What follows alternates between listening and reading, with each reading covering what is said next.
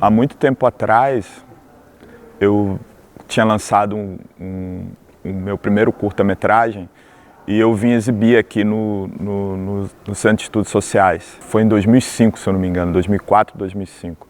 Foi o meu primeiro contato com a universidade. E aí depois eu fiz um documentário também e também exibi o documentário aqui no Teatro da Cerca, mas um evento da universidade.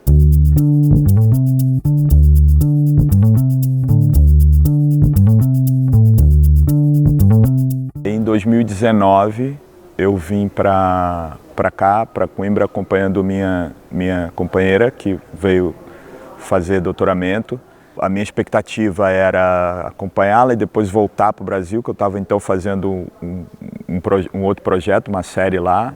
E aí, para surpresa de todos nós, veio a pandemia, né? E aí tudo foi interrompido e eu acabei ficando aqui. Eu não estava procurando um doutoramento, né? Eu ouvi o professor Pedro falando nesse evento que eu tive com ele, e ele falava exatamente da diversidade dos alunos, assim, das linguagens, né? Sempre foi uma coisa que me interessou muito, assim, eu sempre me interessei muito por videoarte, embora nunca tenha feito, mas eu sempre, tanto videoarte quanto organização de exposição, eu sempre pensei que isso funcionava com uma forma de roteiro também, muito parecido com o que você estrutura para escrever uma história. Era novo, eu sempre gostei de experimentar o novo, né? E foi uma experiência muito diferente. Tinham curadores aqui de museus, enfim, artistas visuais, muita gente de performance.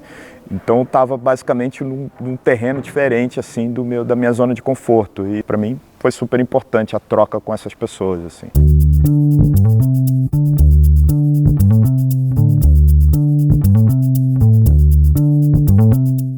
Eu comecei com carnaval no Brasil, meu pai era compositor, enfim, depois eu fui trabalhar no carnaval como ajudante, isso foi meu primeiro contato com as artes, depois eu fui para o teatro, e aí passei um bom tempo no teatro, escrevendo, produzindo, e na sequência eu tive uma oportunidade de fazer um filme que foi Cidade de Deus, que foi um grande marco no cinema brasileiro.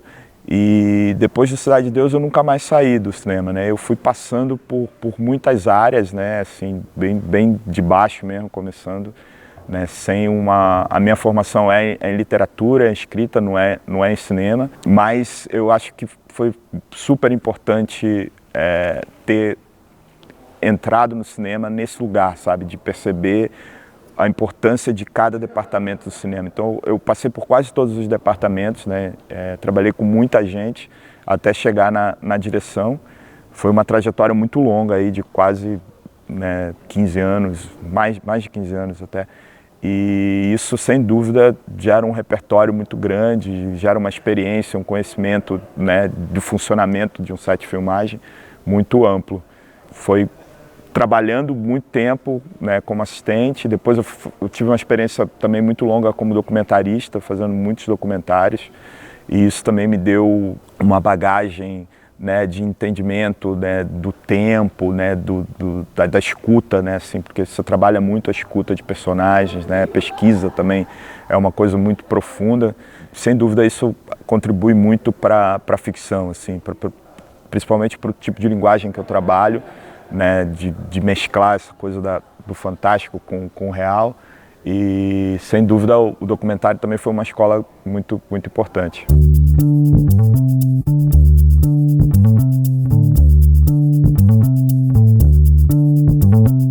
Eu trabalho sempre com uma miscelânea de linguagens, né? Então, assim, a série que eu fiz agora, eu acho que tem bastante disso, né? A gente parte de um tema real, de um tema trágico, mas a gente consegue trabalhar a beleza nesse tema sem abrir mão da mensagem social, né? Então, acho que as minhas histórias, elas passam muito por esse universo, fazer com que a história ela tenha alma, ela tenha beleza, mas que ela não abra mão de comunicar o que ela veio comunicar. E eu acho que isso tem uma base muito forte do carnaval. O carnaval ele consegue fazer uma espécie de quase de antropofagismo, né? E você pega um tema duro às vezes e você traz uma plástica de beleza muito grande, cores, mas você passa o recado ali e provoca uma reflexão grande em cima daquilo. Os meus projetos, eles passam muito por esse lugar, né? Assim, de ressignificar histórias que são histórias duras ou de trazer histórias, né, de povos que muitas vezes estão na invisibilidade. Eu pretendo seguir trabalhando nisso, cada vez mais pesando a mão da fantasia, que é uma coisa que eu acredito muito, sobretudo numa linguagem de realismo fantástico latino-americano, assim, uma referência muito grande do Gabriel Garcia Marques, do Dias Gomes, do Ariano Suassuna. E isso acho que está muito no DNA assim, da literatura, a literatura sul-americana, e eu quero trazer esse DNA para o audiovisual.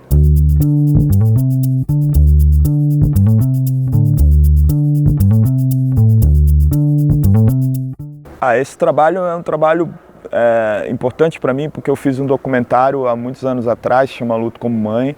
Ele é um documentário que fala sobre a luta de mulheres que perderam filhos vítimas de violência do Estado, né, familiares, maioritariamente mulheres.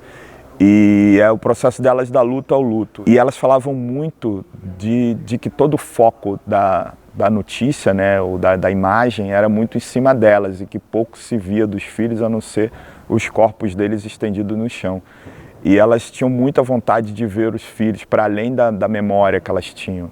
Então esse documentário ele começa na chacina de Acari, depois na sequência é logo a Candelária, e ele vai até o início do século XXI, que é a chacina da Baixada Fluminense, que é a maior chacina e a primeira do século XXI.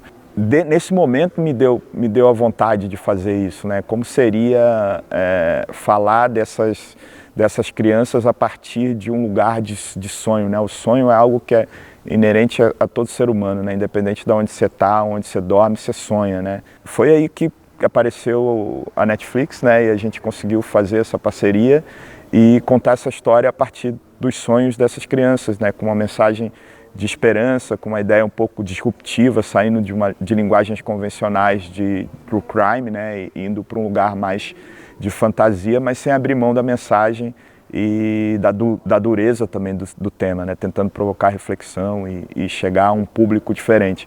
E eu acho que foi isso que a gente conseguiu chegar a um público que não é um público convencional. E a gente tem um público imenso de periferia, né?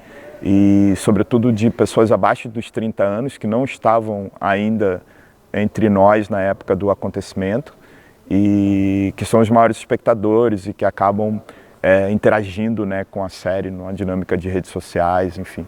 E isso, sem dúvida, foi muito interessante. A gente pensou nesse público e conseguiu atingir.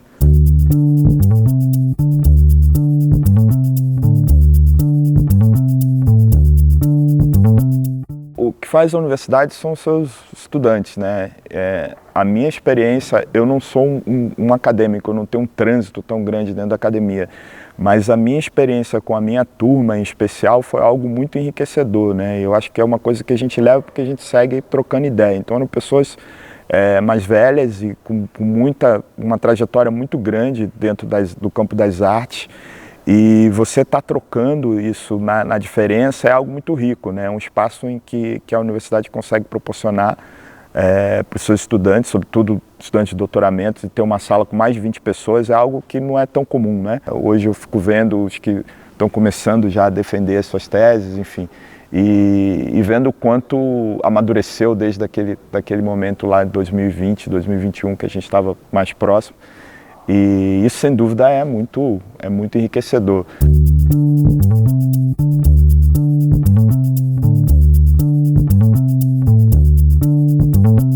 O que mais marcou foram esses seminários, assim, com essa turma tão especial, porque eram discussões muito calorosas, assim, sabe? E a gente, às vezes, tinha a dificuldade lá, todo mundo de máscara, né? Uma pena isso foi uma pena. Mas ainda assim foram momentos muito especiais. Então, assim, dos seminários aos cafés lá em cima, eu acho que isso dá muita saudade, né? Essa palavra tão especial que só tem na língua portuguesa.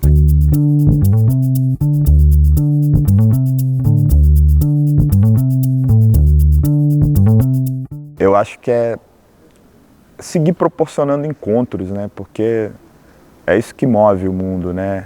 é fazer com que as pessoas estejam próximas, pensando junto, discutindo, né? Pensando melhorias para a vida, para o planeta. Eu acho que isso é o papel da universidade. E a gente veio de um momento em que os encontros estavam proibidos, né?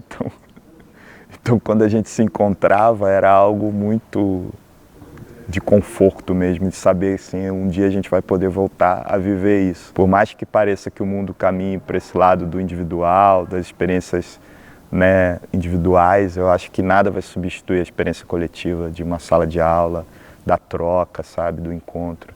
E a minha mensagem é essa, né, seguir fazendo que o encontro seja algo normal na vida dos seres humanos.